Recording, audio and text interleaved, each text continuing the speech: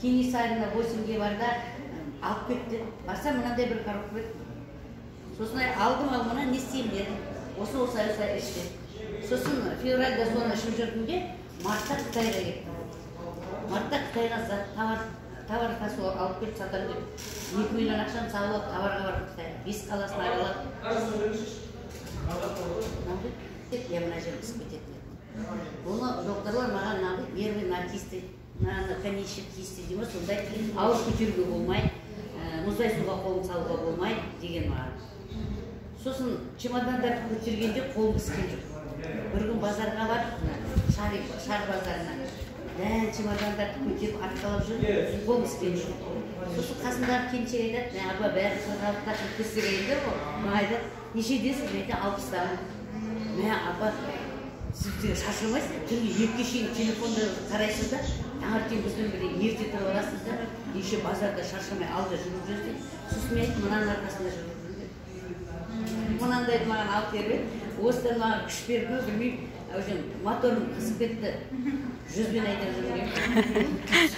Содан не керек? Содан келгеннен кейін, Қытайдан келе жатырсам, мен Астанада самолеттен түсіп жатыр, Ақтөбенің адамдары да Астанадан түсіп жатыр. Олар да затқа барған. Бір келіншек қасында отыр. Астанадан түсті, бірақ Ақтөбенікін дейді. Билетімді балам ертеңгі пойызға алып қойған дейді, аэропортта отырам, ертеңгі 8-ге дейін дейді.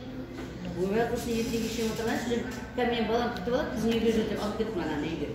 Үйге алып келіп, суға түсіп, тамағымызды ішіп, үй қонақ қылып та таңертең кетіріс Наурыз, Астананың Наурызына апарып қыдыртып, мешітке апарып, новый мешітке. Кешкі 7-де пойыздан машинамен апарып, сосын мыңға жібердім.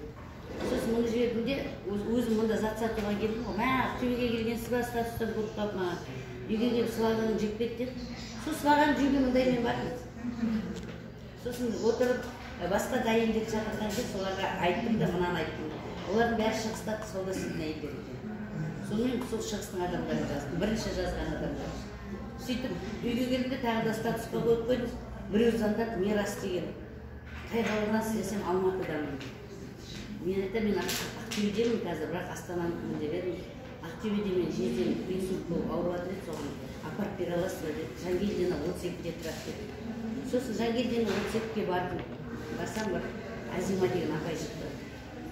Сол жолдасымен инсульт болып жатыр, дұрыс сөйлемейді, ол деп дұрыс түсініксіз, сосын ерін ішітеді, бірдемесін көндесе лақтырады, сондай деп айтты да. Сосын мен оған апарып бердім.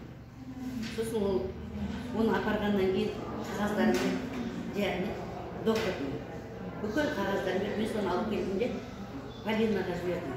Статусқа түсіп алдым да, соттегі түсіп алдым.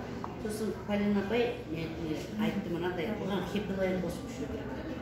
Сосын енді екінші рет 16 күн өткеннен кейін хепилайн қосайын деп алып барып тұрсам, хепилайн ішу керек деп апарып тұрсам, осын алу керек деп. Ана кісін сөйлеп отыр ғой, о, доктор мен доктор, мен осыдан жазыламын ғой деп, сосын құлап қалар жазым өзім. Ана сөйлегенде. Сөзін әйел айтады, мына жақсы екен. Кеше Мирасқа да рахметімді айттым. Мына нерві шететін қойды, ұйқысы тынышталды. Қазір нерві шетпейді. Сосын сөйлегені қазір дұрысталды, сөйлеп отыр көрдіңіз ғой деді. Сосын мұндайды бердім де кетіп қалдым. Онан айт басталды, шектік басталды. Сол көрміш жатта інім шектік салады.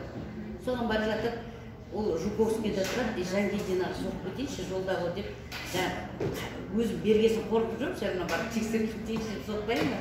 Сосын қыз ашып тұр есікті. Папаң бар ма, мамаң үйде ма, папаң бар ма десе. Олар аралдан кетіп қалды, кеше папам ана екінші дәрден кейін үйдің ішінде жүретін болып кетті ғой. Сонымен аралдан апасының ауылына кетіп қалды. Енді кеше звондаймын, Азим апай қалай ана нелеріңіз бітіп қалған жоқлар, ағай қалай жақсы ма десем. Ой, ағаң апалардың қасына келгесін еще лучше жазылып кетті. Қазір 26-сына қайтамыз, келгесін хабарласам, тағы да алам бар, бірақ жетеді бәріміз. Сондай результаттар, өзімде болған результаттарды айтады. Күшті, керемет. Қазір суретті көрсетейін, аяғын анадым. Мына қазір мынандай шрамдарым жазылып. Офигеть. 10 күннің ішінде болған. Это что, сахар, что ли? Экзема? Сахарда емес, экзема. Өздеріне докторларда таба алмаған. Не знаю, ешкім. Псориаз емес.